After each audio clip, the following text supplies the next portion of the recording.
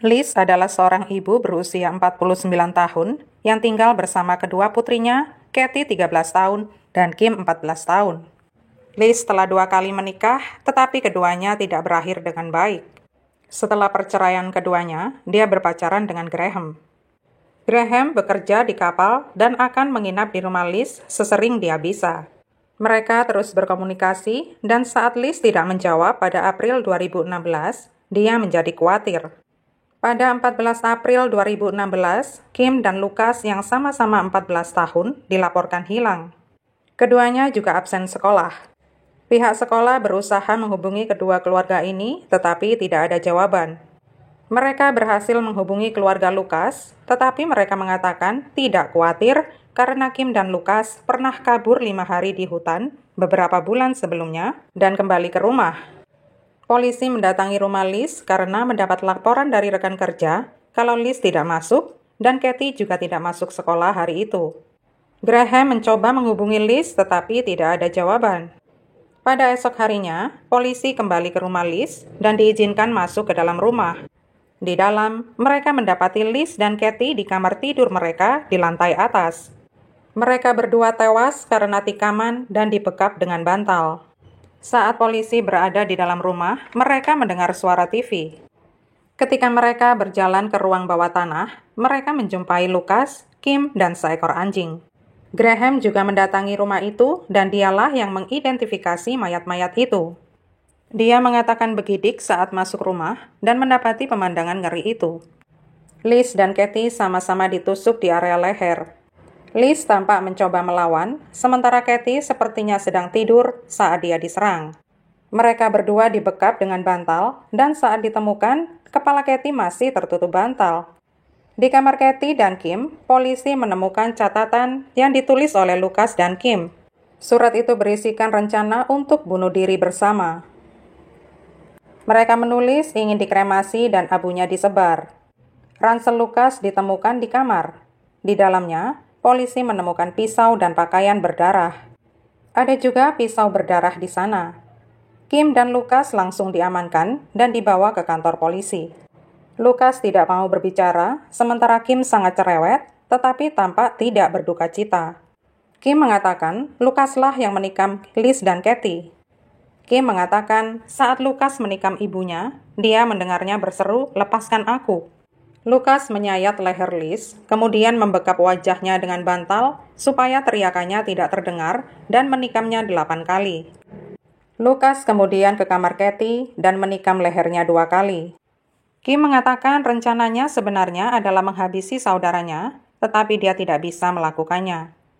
Ketika polisi menanyainya kenapa ingin membunuh ibu dan saudaranya, Kim mengatakan dia tidak akur dengan ibunya semenjak ibunya memukulnya saat masih kecil.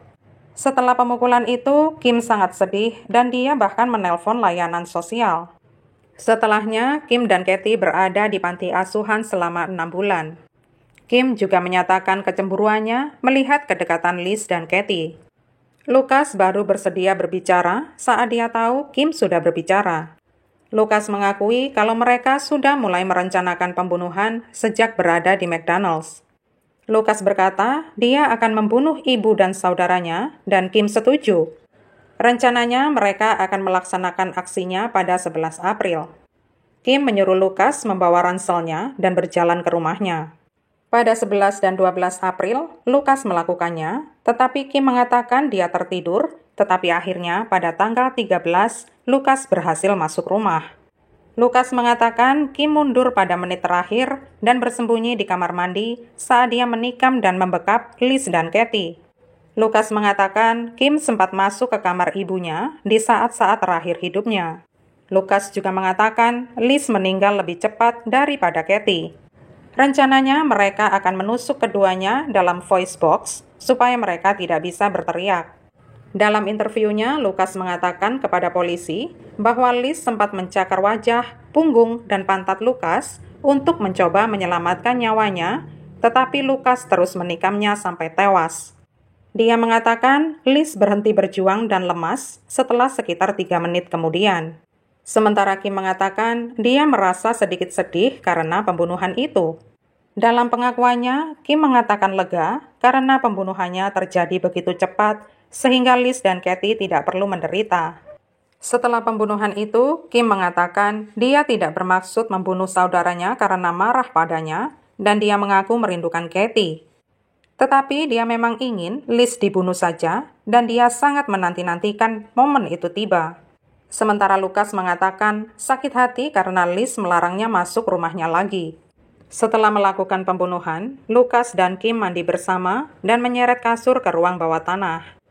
Selama 36 jam berikutnya, mereka berhubungan badan, makan es krim, dan menonton film Twilight. Pada 17 April 2016, Kim dan Lucas sama-sama didakwa melakukan 2 tuduhan pembunuhan. Pada 18 April, mereka berdua menghadiri gedung sidang dan persidangan ditetapkan pada Oktober 2016. Saat mereka menghadiri persidangan, Lucas dan Kim saling melempar senyum. Sebelum diadili, Lucas mengaku bersalah dan Kim menganggap hal ini sebagai tanda pengkhianatan. Kim mencoba mengaku bersalah, tetapi dia mengaku atas pembunuhan karena disertai kapasitas menurun. Kim mengatakan saat itu dia sedang mengidap penyakit mental dan Lucas mengendalikannya selama pembunuhan.